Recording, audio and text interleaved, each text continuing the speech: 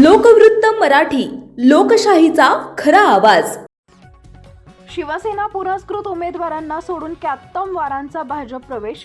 शिवसेना पुरस्कृत पॅनल तयार करून नगराध्यक्षपदाची निवडणूक लढवू पाहणाऱ्या 71 वारांनी अचानक राईट टर्न घेतलाय। त्यांनी भाजपमध्ये प्रवेश घेऊन आपल्या पत्नीचा नगराध्यक्षपदासाठी उमेदवारीचा अर्ज मागे घेतलाय। काँग्रेसचे नेते असलेले डॉक्टर M.R. कॅत्तमवार यांनी नगराध्यक्षपदाची संधी काँग्रेसकडून मिळणार नाही म्हणून शिवसेनेमध्ये प्रवेश घेतला। आमदार संतोष बांगर यांच्या उपस्थितीत त्यांनी पक्षप्रवेश सोहळा घडवून आणला। त्यानंतर शिवसेनेच्या नगराध्यक्षपदाच्या उमेदवार म्हणून त्यांच्या पत्नी सविता मारुती कॅत्तमवार यांच्यासह शिवसेनेचे अनेक उमेदवार निवडणुकीच्या रिंगणात उतरवले होते। मात्र आमदार संतोष बांगर यांनी ऐनवेळी त्यांचा एबी फॉर्म पाठवला नाही।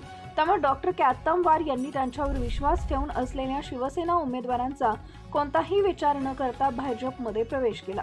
शिवसेनेच्या कार्यालयातच त्यांचा भाजप प्रवेश सोहळा पार पडला। मात्र हा प्रवेश सोहळा 12 तासांचाच ठरला।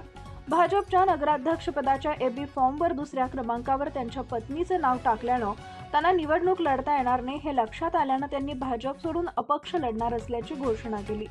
2 दिवसानंतर पुन्हा माजी मंत्री डॉक्टर जयप्रकाश मुंदडा यांच्या नेतृत्वाखाली शिवसेना पुरस्कृत पॅनल तयार करण्याच्या घडामोडी झाल्या। अपक्ष म्हणून मैदानात असलेल्या उमेदवारांना एकत्र करण्यात आले। सर्वांना शिवसेना पुरस्कृत करण्यासाठी म्हणून आघाडी चिन्ह करण्यात आले। निवडणूक चिन्ह घेऊन प्रचारही सुरू झाला। मात्र वसमतची निवडणूक पुढे ढकलली गेली। सुधारित कार्यक्रमानुसार अपील असलेल्या गटातील उमेदवारांना उमेदवारी अर्ज मागे घेण्याची संधी 10 डिसेंबर पर्यंत मिळाली। अखेर 8 डिसेंबर रोजी शिवसेना पुरस्कृत उमेदवारांचे पॅनलचे नेतृत्व करणारे डॉक्टर कॅत्तमवार थेट नागपूर इथं दाखल झाले। भाजपच्या प्रदेशाध्यक्षांसोबत त्यांचा फोटो आला। त्यानंतर मुख्यमंत्री देवेंद्र फडणवीस यांच्याशी बातचीत झाली व त्यांनी 9 डिसेंबर रोजी वसमत इथं येऊन नगराध्यक्षपदाचा त्यांच्या पत्नीचा उमेदवारी अर्ज मागे घेतला। त्यांच्यावर विश्वास ठेवल्यामुळे व पॅनल प्रचार सुरू केलेल्या शिवसेना पुरस्कृत पॅनलमधील उमेदवार अडचणीत सापडले। अनेकांना उमेदवारी अर्ज मागे घेता येणार नाहीये। नगराध्यक्षपदाचा कोणी उमेदवार नाही अशा कचाट्यात उमेदवार सापडले आहेत।